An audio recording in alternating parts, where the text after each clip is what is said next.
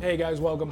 2025 tax season is coming up and you're about to start receiving those 1099 forms, but you may not know or have a clue what to do with them, right? Are they taxable, are they not, etc. In this video here, we want to look at two main things.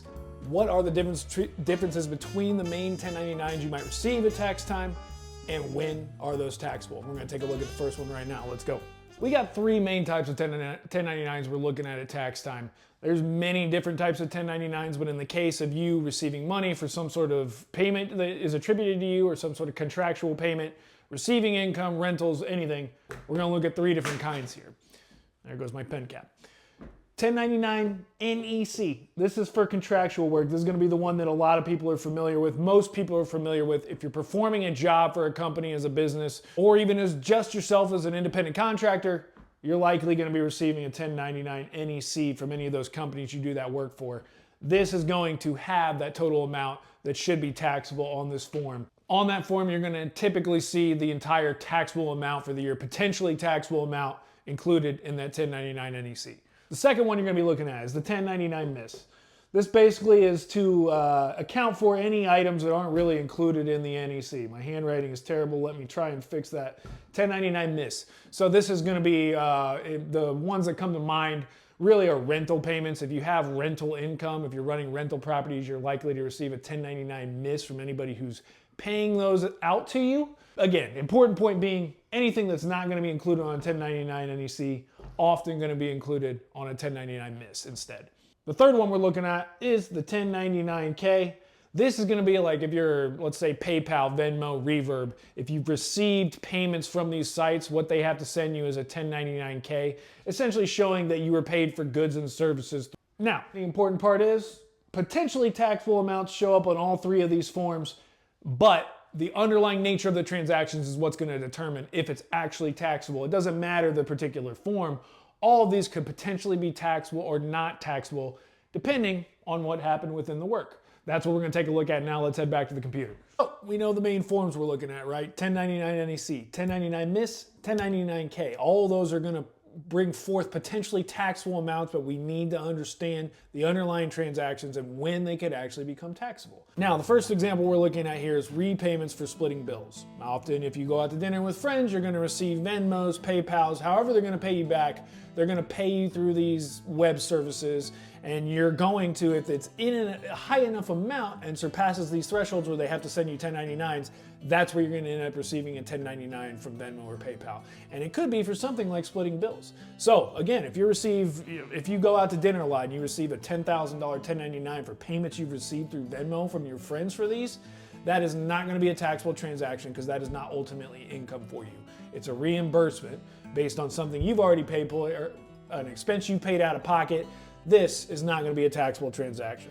The second one we want to look at here, gambling payments. So if you are a poker player, you go out gambling, again, you're spending money with people and sharing perhaps money, and you're going to receive payments back, again, through Venmo, through PayPal, whatever it may be, doesn't matter.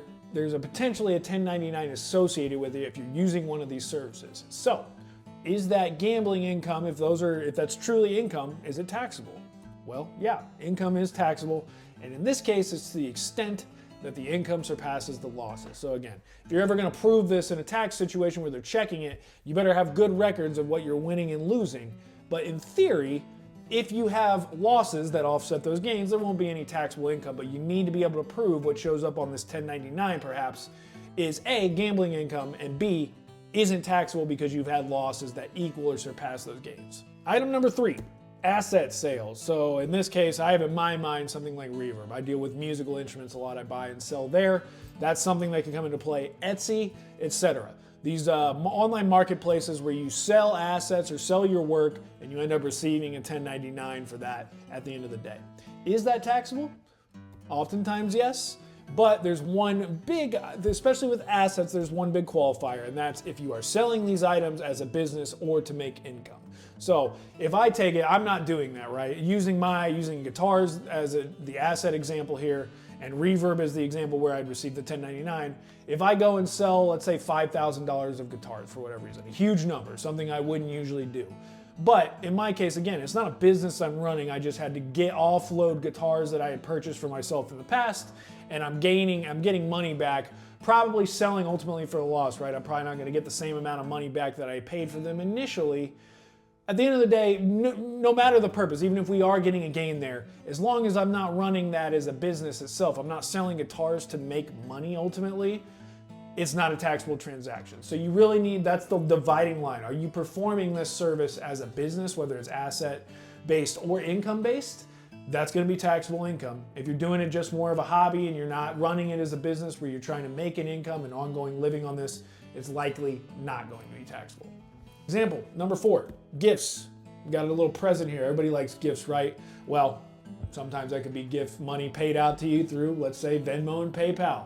Maybe you'll get a guitar sent to you through Reverb. If it's sent to you as a gift, theoretically, right, it's something being given to you, it's gonna be money coming into your account.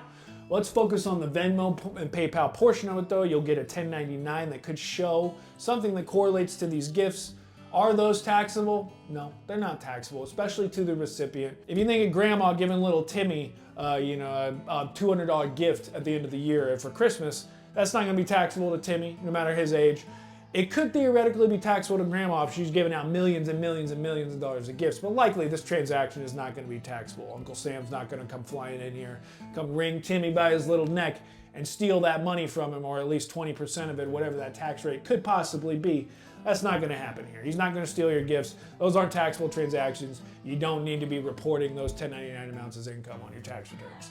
And then the 5th, and hopefully the most obvious example to anybody watching this video, business income. We can skip right to the point here, right? If you're receiving money and you're receiving 1099s that are associated with business payouts that are going to the business that you're trying to run and make profitable, well, those are absolutely taxable. You can't really get around that. That's the main purpose, I would say, for most of these, is that if you're running a business, they want you to be receiving this 1099 to prove out your income. And that ultimately needs to be reported because they can the IRS and state agencies can cross-reference that and compare it and make sure you're paying those amounts. So again, the main point here to take home, it doesn't really matter the 1099 where you're receiving it from, who you're receiving it from, it's just whether it's truly income. The NECs, the MISC forms, those are likely going to be reporting income based on how they work. Those K forms, a lot more likely that there could be some non-income related items that don't need to be reported for taxes in there. Think Venmo, think PayPal. Those items and people, the payments people typically receive through those are not often taxable, but understanding how the transaction works underneath is ultimately what's going to tell you. I'm Matt Speckman. I'm a CPA. Thanks for joining. Come back for more videos where we learn and do a little tips and tricks videos on this type of stuff. Stay up on your taxes. Keep learning. Come back for the next one. See you next time.